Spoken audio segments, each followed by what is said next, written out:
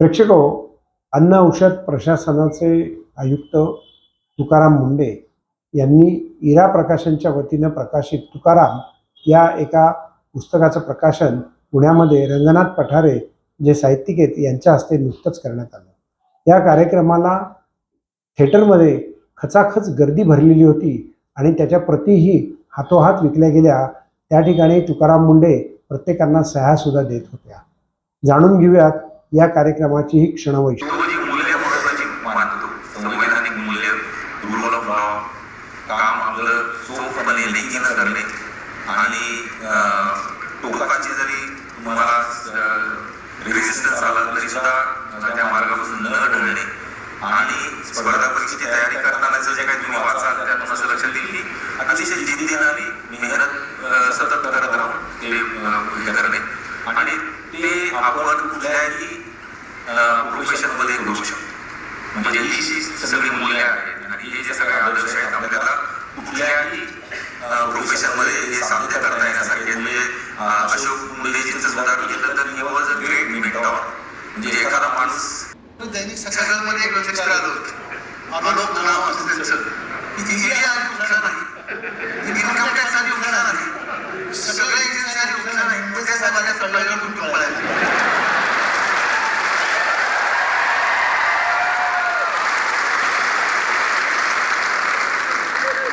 मला असं वाटतं की जास्त वेळ नाही घेता मी कसं सांगतो, मुंडे साहेब ही तुमची शेवटची बदली असं पहिलं वाक्य सांगितलं। एक तर बदली करण्याची हिंमतच होता, नाही तर दुसरं तुम्हाला लोक बदली करू देणार नाही, तुम्हाला लोकांमध्ये द्यावं लागेल। पण आता नकारात्मक चळवळी खूप झाल्या भारतात।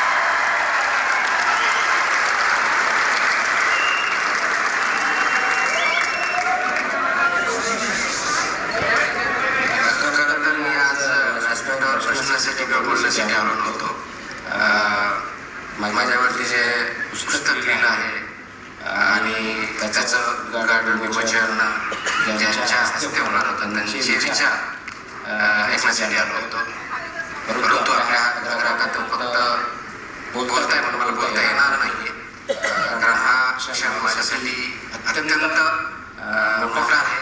शब्दात मला भावना व्यक्त करता येणार नाही। मी ते पुस्तक वाचलेलं नाही, आता मला भेटलं त्याच्यामुळे वाचायचे, परंतु ज्या काही गोष्टी याच्यामध्ये लिहिलेल्या आहेत त्या फॅक्टशी पूर्णपणे आहेत असंच दिसत आहे। मला पूर्ण पुस्तक वाटल्यानंतर त्याच्यामध्ये काय लिहिले हे कळेल। तथापि आपण सर्वजण इथं या कार्यक्रमासाठी आला, त्या मनापासून मी आणि याच्या वतीनं आपले धन्यवाद मानतात। आपण उद्योजक असाल, आपण एंटरटेनर, आपण उद्योजक असाल, आपण एंटरटेनर किंवा अभिनेता असाल, राजकारणी असाल, कोणत्याही क्षेत्रात जा, फक्त बेस्ट पॉसिबल काम करा आणि ज्यावेळेस बेस्ट पॉसिबल म्हणतो त्यावेळेस सर्वात महत्त्वाचा माझ्या दृष्टिकोनातून जर कोणता भाग असेल तर तो नैतिक या दृष्टिकोनातून उत्तम राहील। बंधन आणि भगिनी,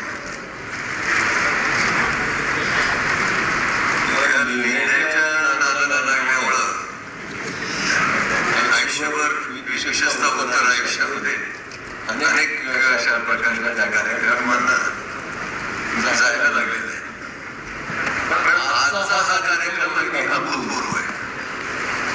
किंबहुना एकमेव असा आहे, इतकी गर्दी, इतकी उत्सुकता, ही केवळ पुस्तक प्रकाशन, लेखक किंवा कोण अध्यक्ष किंवा राजीव पेडणेकर यांच्यासाठी ती नाही, आणि ती केवळ एका व्यक्तीसाठी।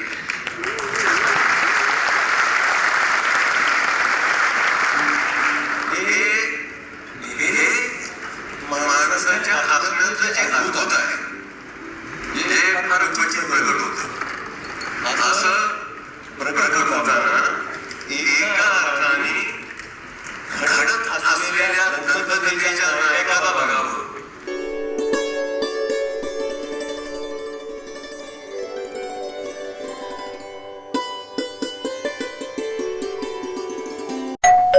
अहो उठा ना, ऑफिसला नाही का जायचं? अगं मला आज फ्रेशच वाटत नाही, काही करायची इच्छाच नाही. अहो मग तुम्ही आजपासूनच न्यू युनायटेड फार्मसीचे गुड मॉर्निंग चूर्ण घेणं सुरू करा. अपचन, मलावरोध, बद्धकोष्ठ, आम्लपित्त आणि पोटाच्या तक्रारींवर खात्रीशीर आयुर्वेदिक उपाय. गुड मॉर्निंग चूर्ण. 35 वर्षांपासून सगळ्यांच्या पसंतीचे गुड मॉर्निंग चूर्ण औषधांच्या प्रत्येक दुकानात मिळते.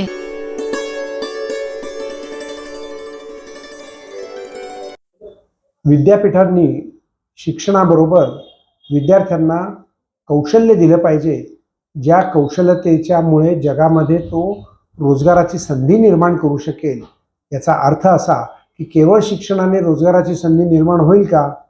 तथापि त्याच्याबरोबर कौशल्य जर असेल तर ज्ञान, विज्ञान, शिक्षण आणि कौशल्य या बळावरती तो विद्यार्थी जीवनामध्ये आर्थिकदृष्ट्या सक्षम होऊ शकतो आणि तो जर आर्थिकदृष्ट्या सक्षम झाला तर देश सक्षम होऊ शकतं कुशलतेच्या बळावरती.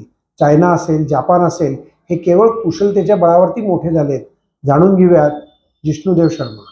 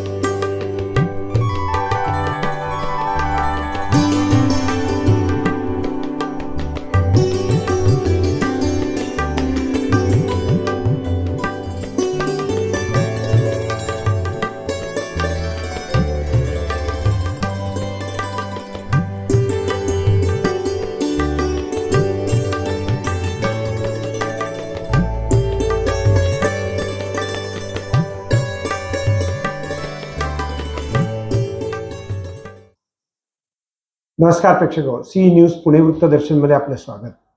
भारत देशामध्ये शिक्षणाची प्रगती करण्याकरता महात्मा ज्योतिबा फुले, त्याचप्रमाणे आपले कोल्हापूरचे छत्रपती, अनेक लोकांनी बाळ गंगाधर टिळक, आनंदी जोशी यांनी कार्य केलं.